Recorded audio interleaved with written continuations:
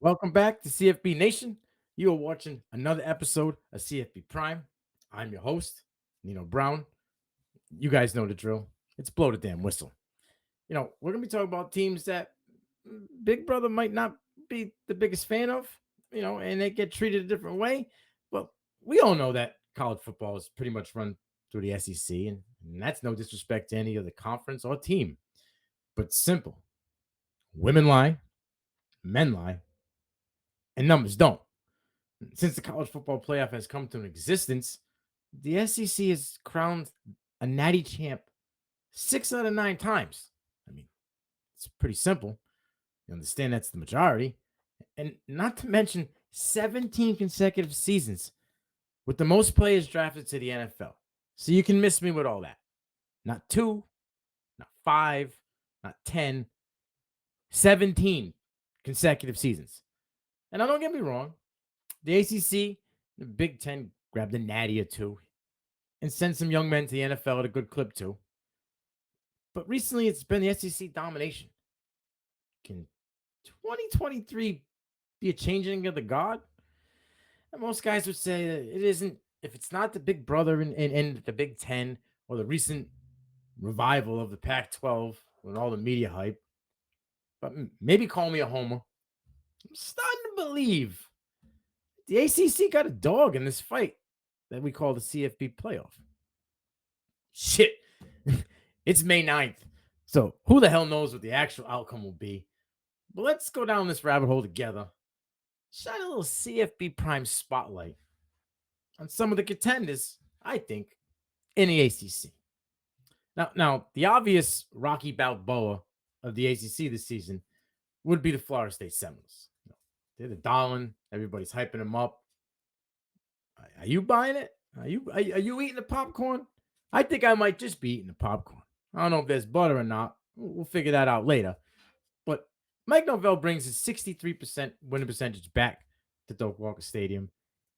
And my man's not coming empty handed. He's pulling out, the spears. He's ready. Norvell's got returning QB Jordan Travis. Right. Trey Benson looks good. Ward's out. He transferred out. Johnny Wilson needs to button up, the hands a little bit, but he came on last year. Freshly added new weapon, Jaheim Bell at tight end. And as I look down the line, I scratch my head a little bit here. I don't think that we've seen this much depth on the offensive line since the Bobby Bowden days. So the offense is looking pretty good. And I think they proved last year that they can swing with the big dogs. Now you add dogs. Well, let's talk about these dogs on the defensive side that are returning. Jared Verse, Fabian Lovett, Frenchel Cypress, and Akeem Dent. Like, these are absolute dogs that, just like I said earlier, are going to keep the offensive on the field more often. Like Georgia, for instance, right? That defense was so dominant that they put their offensive position to score easily. Good field position. That's going to happen for Florida State this year. Now we're going to look at the schedule a little bit. The first game is LSU. Now we can talk about the game last year. 2 fumbles in the last 2 minutes, a last-second touchdown, and a missed point after by LSU. Gave Florida State dub. And LSU right now looks like a team that's hard to find, a need on that team. If you look, it takes a while. But I think Florida State is going to start this year off right. I think they're primed. I don't think it's all smoke and mirrors. No, for me in this one, I think where there's smoke, there's fire. So we're going to go to dub LSU. And then you get Southern Miss. That's a win. At BC, I'll be there. It'll probably hurt my heart a little bit. I don't know if BC's ready for this type of game yet. So I'm going to go with a win for Florida State. And then Clemson. This is going to be a key game for them. This is a key game for Clemson. We'll touch on that a little later. Is it a win? Is it a loss? I got it a loss with a question mark because I just really don't know. This is a Clemson team that could run the table possibly. So we'll have to see. Virginia Tech, that's a win. Syracuse, win. Duke, although I'm really big on them and I love Riley Leonard, I just think Florida State got too much firepower. That's a win. Wake Forest, a dub. At Pitt, that smoke I don't even want to be in the vicinity of. So that's a win. Miami, Cristobal ain't got it right yet. He's getting his guys, but it ain't right yet. That's a win. North Alabama, dub. At Florida, dub. So there's possible 2 losses here. That's definitely putting them in the top 10. 1 loss, probably putting them in the CFB playoff or right around top 6. So I'll just write them off. They're probably going to start out somewhere in the top 6 off the smoke and mirrors. We'll see what happens. But they got guns and they're cocked and ready to loaded to fire off. So don't just say it's just hype. Now let's travel down North Carolina. Talk about the Tar Heels, another ACC team that could possibly make a push for the CFP playoff. Now, head coach Mac Brown finishes 9-5, but with 4 straight losses. And hopefully he had a wake-up call, and they can adjust on the fly, because OC Philip Longo is gone. Chip Lindsey's in, but he does got Heisman candidate hopeful QB Drake May. But Drake May's missing his sidekick, Josh Downs, and recently NFL drafted Antonio Green. So there's a little bit of a hiccup. I get it. They brought in Kent State transfer Devontae Walker, 900 yards, 11 plus touchdowns. I spoke about that in a YouTube short. He's twitchy, and he creates separation, and he's a dog at contested catches. So he could be the guy. But who else is going to help the Tar Heels ascend? Because they're going to need it. The wide receiver is very young in that room, but they got plenty of big play potential. Kobe Paysauer, J.J. Jones, Gavin Blackwell, and Andre Green. Or maybe the slot guy, recent, transfer from Georgia Tech, Nate McCullum, can step up as he did in Atlanta. But for me, I think there's another guy, and I think his name's going to come about. You're going to hear it a lot this year because they're blessed with 3 tight ends. They probably could start in any ACC program. Kamari Morales, John Copenhagen, and of course my guy, Bryson Nesbitt. So, out of my perspective, Nesbitt's got the best hands, the ability to stretch the field. He's great in tight contested catches, small windows. He was the third leading receiver on this team after Downs and Green, with 35 receptions, 500 yards, and 4 touchdowns. Now, there's guys that we know about in the tight end department that are legit.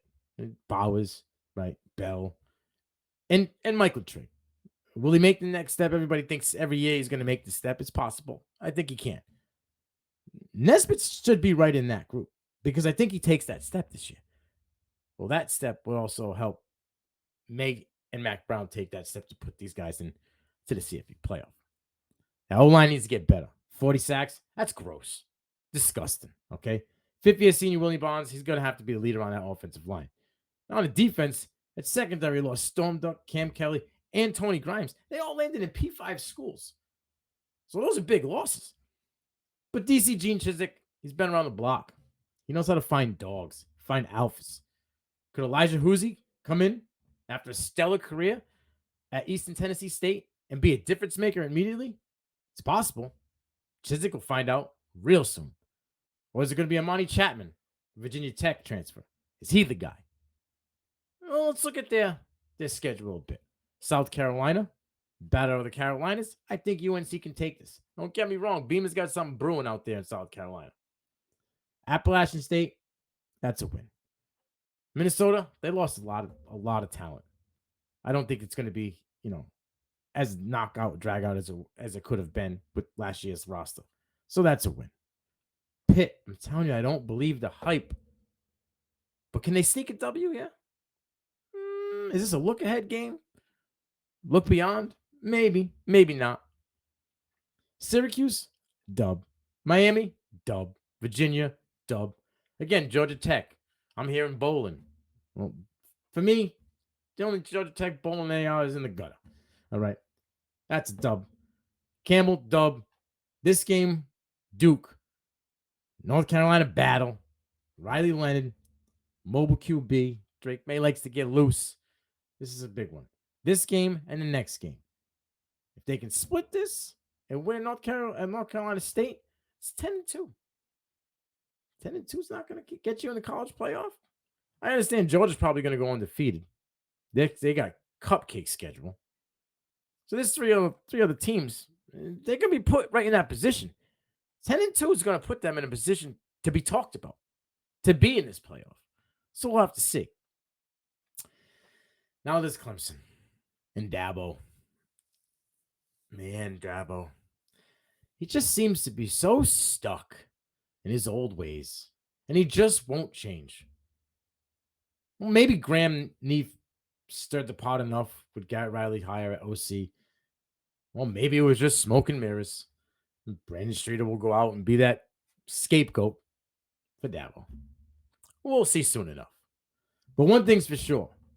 There's a lot to talk about in South Carolina at Williams-Brice Stadium.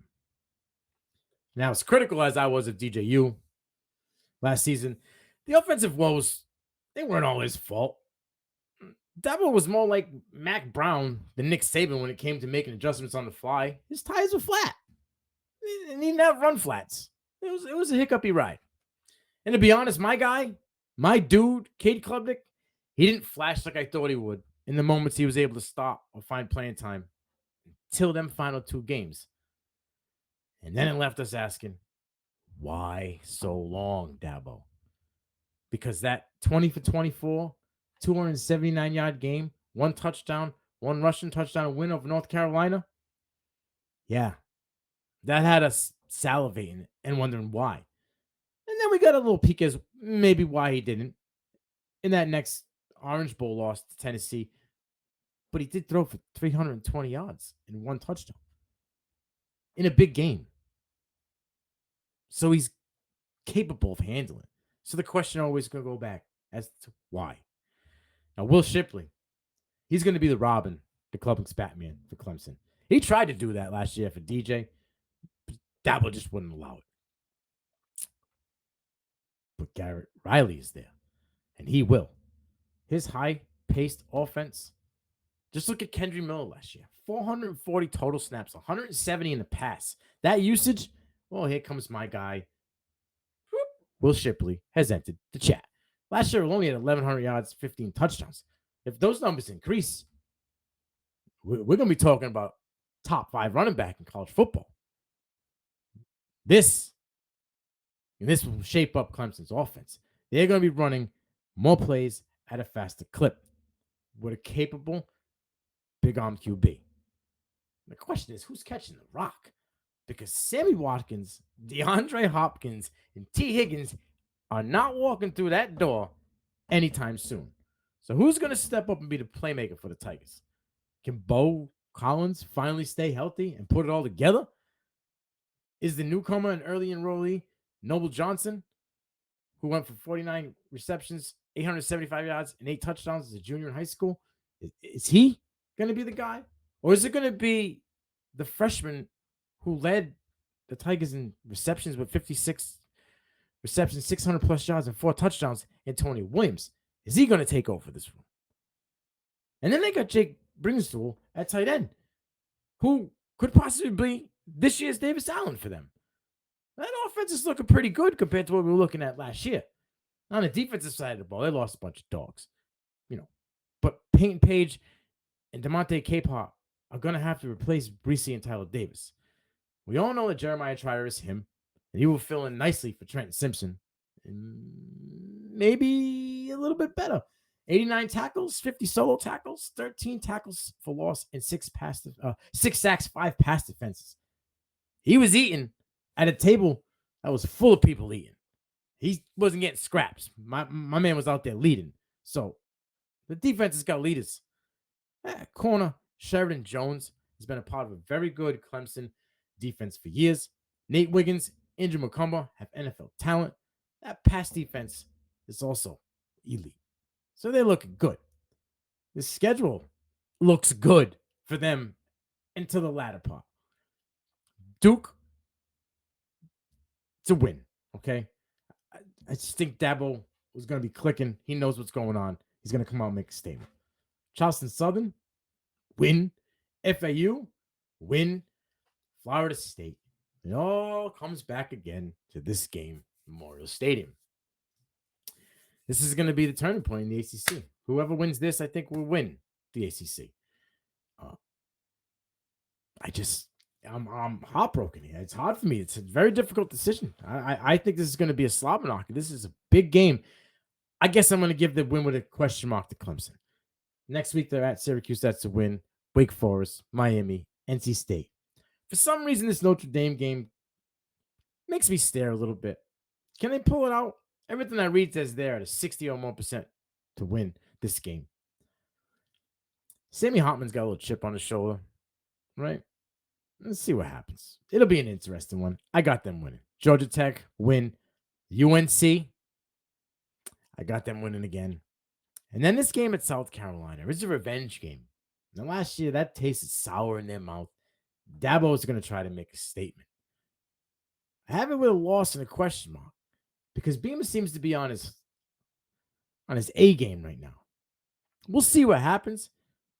Is it possible that Clemson can run the table 12-0, 11-1? Now, if that's the case, they're in the CFP playoff. I just named 3 teams that could possibly be in there that people aren't even acknowledging. It's all SEC, Big Ten. Couple dark horses. Miami's not a dark horse. I don't believe they even got a chance. 5-win face plant by Mario Cristobal last year. No, he's getting his guys. There's a chance that they could start off 5-0 if they could beat A&M, Miami of Ohio, Texas A&M, Bethune-Cookman, Temple, Georgia Tech. But then you're at North Carolina. That's an L. Then you face Clemson. That's an L. And can you keep it together after that? That'll be the question. Maybe they can get the win at Virginia, NC State after that. I think they got something brewing in NC State. Florida State's an L. Louisville's a win. And I'm calling it now. BC's going to take this game at the end of the year at home against Cristobal. I don't think he's got his game plan locked up, his guys locked up yet. And Jeff Hafley's got something brewing in BC. And, let's talk about another team in the ACC who could make some noise or ruin some people's chances. I'm going to go with the Duke Blue Devils, okay? Right? They averaged 31 points a game last year, led by, obviously, Riley Leonard, who had 3,000 yards, 20 touchdowns, almost 700 yards on the ground, another 13. The man's got to dial it back a little bit, stop trying to be Josh Allen, because if he is to get hurt, Grayson Loftus, the freshman, he's waiting in the background. Right? He looked good in the spring game. He's 6 for 7, 97 yards. And they also have Ben on the fourth, who went 14 for 25 for 130. So they got dudes. And Jordan Waters is running back. He's your main guy. Wide receivers Jalen Calhoun and Eli Palco. Palco's a dog. You can get it done for them. He's a very physical receiver. But it all comes down to that defense with Dwayne Carter, 6'3", 300 pounds, right? 594 snaps. Man runs a 4.9 40 at 300 pounds. 36 tackles, 21 solo. 11 tackles for loss, 5.5 sacks. Like, they got pieces. Yes, they may not, be in the CFB playoff, but they could be going bowling and they could be ruining other people's chances at making a playoff. Maybe Clemson. Maybe FSU. We'll have to see. Well, let's talk a little bit about my BC Eagles before I close this out. Phil's gone. Evan Moorhead's in. I know Zay's gone. But they got to do it on, Mike Tomlin's son, Dino Tomlin. He looked good in the spring game where I seen. His head's on right. He's saying all the right things. They also brought in UCF transfer, Ryan O'Keefe as their wide receiver 1. He's weird. Zay's already said that he was faster than him. They're bringing people in. Garwal, Alex Brum in the backfield. Christian Mahogany as the offensive line. I'm seeing him mocked already first round next year. They got guys, all right? Vinny De Palma is a 6-year senior. He's a leader in that defense. You got Salah and Okapala on the defensive ends. They're back, healthy. They're going to make some noise. So don't sleep on them. And then, you got the dude in the secondary who lit it up, Amari Jackson and Elijah Jones. So those guys are legit. Listen, do not sleep on the ACC. I'm Nino Brown. This is CFB Prime. We're part of the T2T network. If you don't got your ticket punched, you're not getting on the bus and you're getting left behind. Sub, like, and follow towards the titles, CFB Nation. My guy KT's in the back producing the show. I appreciate you. Once again, before we close it out, If you don't want to miss the bus, get your ticket punched or get left behind. We CFB Nation. We out.